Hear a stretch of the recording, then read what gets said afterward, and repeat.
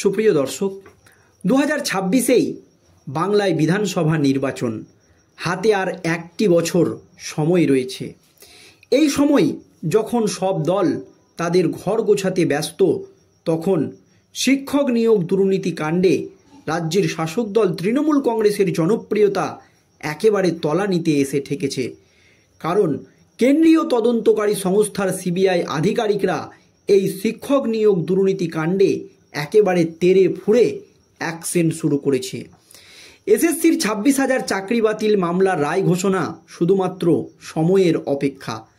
26,000 চাকরিজীবীর ভবিষ্যৎ সুপ্রিম কোর্টে ঝুলে রয়েছে।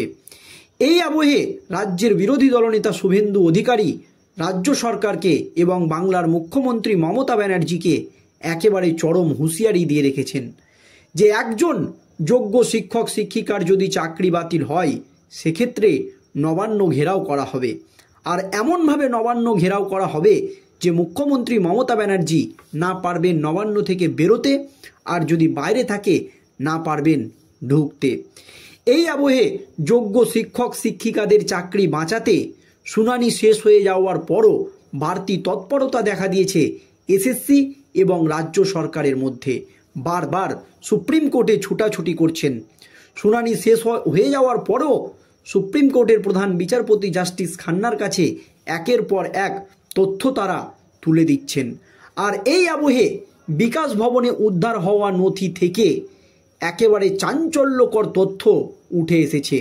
আর সেই তথ্যে যে সমস্ত রাজ্যের হেভিওয়েট নেতামন্ত্রীরা টাকা নিয়ে চাকরি দিয়েছিল অযোগ্য চাকরি প্রার্থীদের, সেই সমস্ত নেতামন্ত্রীদের নাম ফাঁস করে দিয়েছে কেন্দ্রীয় তদন্তকারী সংস্থার সিবিআই আধিকারিকরা।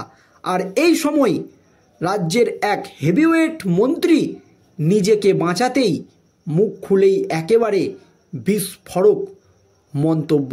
আর তাতেই অস্বস্তিতে পড়েছে রাজ্যের শাসক দল তৃণমূল কংগ্রেস এবং বাংলার মুখ্যমন্ত্রী মমতা ব্যানার্জি।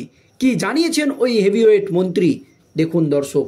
রাজ্যের প্রাথমিক শিক্ষক নিয়োগ দুর্নীতি বা টেট দুর্নীতিতে এবার নাম জড়ালো রাজ্যের প্রাক্তন বিধায়ক তথা মন্ত্রী এবং বাঁকুড়া জেলা প্রাথমিক বিদ্যালয়ের সংসদের চেয়ারম্যান শ্যামল সাঁতরার। যদিও তার দাবি পুরোটাই আসলে রাজনৈতিক চক্রান্ত। বিধানসভা নির্বাচন আসছে বলেই তাকে ফাঁসানোর চেষ্টা করা হচ্ছে, এমনই দাবি করেছেন ওই হেভিওয়েট মন্ত্রী। কারণ তিনি একজন তপশিলি নেতা। শ্যামলকে নিয়ে বিতর্কের কারণ কি? টেট দুর্নীতির তদন্তে দায়িত্বে থাকা কেন্দ্রীয় তদন্তকারী সংস্থা সিবিআই সূত্রে জানা গিয়েছে সম্প্রতি তাদের হাতে 324 জন শিক্ষক শিক্ষিকার নামের একটি তালিকা এসেছে। অভিযোগ হলো এরা কেউই যোগ্য চাকরি প্রার্থী নন। লক্ষ লক্ষ টাকা নেতামন্ত্রীদেরকে ঘুষ দিয়ে তারা সাদা খাতা দিয়ে চাকরি পেয়েছেন, চাকরি হাসিল করেছেন কোনো রাজনৈতিক নেতা নেত্রী অথবা কোনো প্রভাবশালীর সুপারিশের মাধ্যমে। দাবি করা হচ্ছে এই যে 324 জনের মধ্যে 22 জনের চাকরি পাওয়ার পেছনে নাকি শ্যামল সাঁতরার হাত রয়েছে। বিষয়টি নিয়ে সংবাদ মাধ্যমের পাশাপাশি সমাজ মাধ্যমেও জোর চর্চা শুরু হয়ে গিয়েছে। এমনকি সংবাদ মাধ্যমের তরফে তৈরি করা একটি তালিকা ইতিমধ্যেই ভাইরাল হয়েছে সোশ্যাল মিডিয়ায়। তাতে দেখা গিয়েছে দিব্যেন্দু অধিকারী, ভারতী ঘোষ, মমতাবালা ঠাকুর, শওকত মোল্লার সঙ্গে নাম রয়েছে শ্যামল সাঁতরারও। তিনি যে 22 জনের নাম বা চাকরি প্রার্থীর নাম দিয়েছিলেন তেমনটাই ওই তালিকায় দাবি করা হয়েছে। শ্যামল সাঁতরা কিন্তু 22 জন অযোগ্য চাকরি প্রার্থীর নাম দিয়েছিলেন রাজ্যের প্রাক্তন শিক্ষামন্ত্রী পার্থ চট্টোপাধ্যায়ের কাছে। তেমনটাই কিন্তু দর্শক ওই তালিকায় উঠে এসেছে। মানে সিবিআই যে তালিকা প্রকাশ্যে এনেছে, খুব স্বাভাবিকভাবে রাজনৈতিক মহলে এই নিয়ে শোরগোল শুরু হয়ে গিয়েছে। সিপিআইএমের বাঁকুড়া জেলার সম্পাদক দেবলীনা হেমব্রমকে এই নিয়ে প্রশ্ন করা হলে তিনি বলেন, নেতামন্ত্রীদের কাছে চাকরি প্রার্থীরা সুপারিশ জানানোর জন্য দরবার করতেই পারে, কিন্তু তার অর্থ এই নয় যে অযোগ্য চাকরি প্রার্থীদের টাকার বিনিময়ে চাকরি পাইয়ে দেওয়া হবে। এমনটা হয়ে থাকলে সেটা চরম অন্যায় হয়েছে। বামেদের বক্তব্য, সত্যিই যদি নিয়োগ দুর্নীতিতে নিরপেক্ষ তদন্ত হয় তাহলে অনেক চাঞ্চল্যকর তথ্য উঠে আসবে। যে সমস্ত নেতামন্ত্রীদেরকে আপনারা দেখছেন, এই সমস্ত নেতামন্ত্রীরা হচ্ছে চুনোপুঁঠি। এখানে তো মাত্র 324 জন শিক্ষক শিক্ষিকাকে দুর্নীতি করে চাকরি দেওয়া হয়েছে, বা 324 জনকে চাকরি দেওয়া হয়েছে এমন তথ্য ফাঁস করেছে সিবিআই। কিন্তু সিবিআই যদি আসল তথ্য ফাঁস করে, দেখুন এসএসসির প্রায় 26,000 চাকরিজীবীর ভবিষ্যৎ এখন সুপ্রিম কোর্টে ঝুলে রয়েছে, তাহলে সেখানে হাজার হাজার চাকরি দুর্নীতি করে দেওয়া হয়েছে। আর সেখানে যদি সঠিকভাবে তদন্ত হয় তাহলে কিন্তু বড় বড় রাঘব বোয়ালদের নাম উঠে আসবে, যারা এখন শাসক দলের মাথা, সেই সমস্ত মাথাদের নাম উঠে আসবে সিবিআই যদি সঠিকভাবে সিবিআই তদন্ত করে।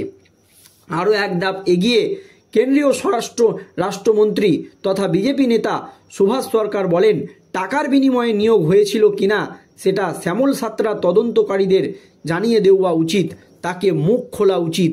যে সমস্ত নেতামন্ত্রীরা কোটি কোটি টাকা নিয়ে চাকরি দিয়েছে তাদের নামেও বলা উচিত শ্যামল সাঁতরার।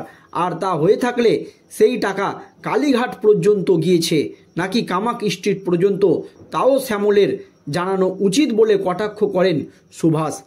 আর সেই যে বস্তার বস্তা টাকা, লক্ষ লক্ষ কোটি কোটি টাকা, সেই টাকা কালীঘাট পর্যন্ত গিয়েছে কি না নাকি কামাক স্ট্রিট পর্যন্ত গিয়েছে সেটা জানে শ্যামল সাঁতরা জানিয়ে দেন, এমনই দাবি কেন্দ্রীয় রাষ্ট্রমন্ত্রী তথা বিজেপি নেতা সুভাষ সরকারের। অন্যদিকে শ্যামল সাঁতরা নিজে তার বিরুদ্ধে ওঠা সমস্ত অভিযোগ অস্বীকার করেছে।